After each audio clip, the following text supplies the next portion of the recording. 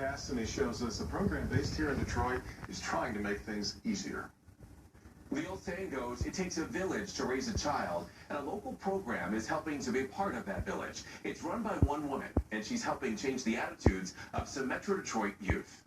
I was smoking weed, I was in trap houses, I was doing just about everything that I shouldn't have been doing. We took a drug test and they said I also had like crack in my system. Dunkwell Hall was barely old enough to drive when an at-home drug test came up positive for cocaine. And my son literally cried. Dunkwell's mother, Melinda, had given him the test, fed up with him hanging out with the wrong crowd and smoking marijuana. They had no idea it had been laced with anything else. He's like, I've never done anything like this in my life, Mom. I promise you. As shocking as the results were, the mother of two had double trouble on her hands. I really had a temper. I would say I really had an anger problem. Melinda's other son, Atu, was getting into trouble at school. And his kid, he kept kicking my chair. So I asked him to stop. He wouldn't stop.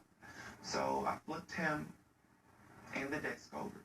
This is the point where I, as a mother, need to step in and give you something I can't.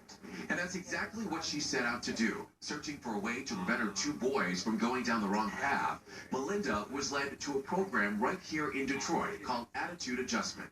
It's a youth program. It's a prevention program for young men between the ages of 12 to 17 with slight behavior issues or in need of a little guidance. The nonprofit was started by Shekenya Wardlaw. Brothers Atu and Dunkwell were the perfect candidates.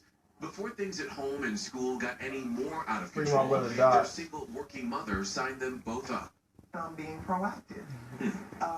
If I'm sending you for a reason, and the reason is you are at this pivotal point, if you already have the necessary tools, you won't have to worry about it. They told me they don't want to be there. Unfortunately, you're here because you're not doing what you're supposed to do at home. Students enrolled in the one-month program meet with Shekenya and their parents to start. We come together in the office, and basically we just talk. I had the child go first. I had them make a list of all the things that anger them or the things that makes them behave the way that they behave, and we allow them to say it one by one, and the parent cannot talk.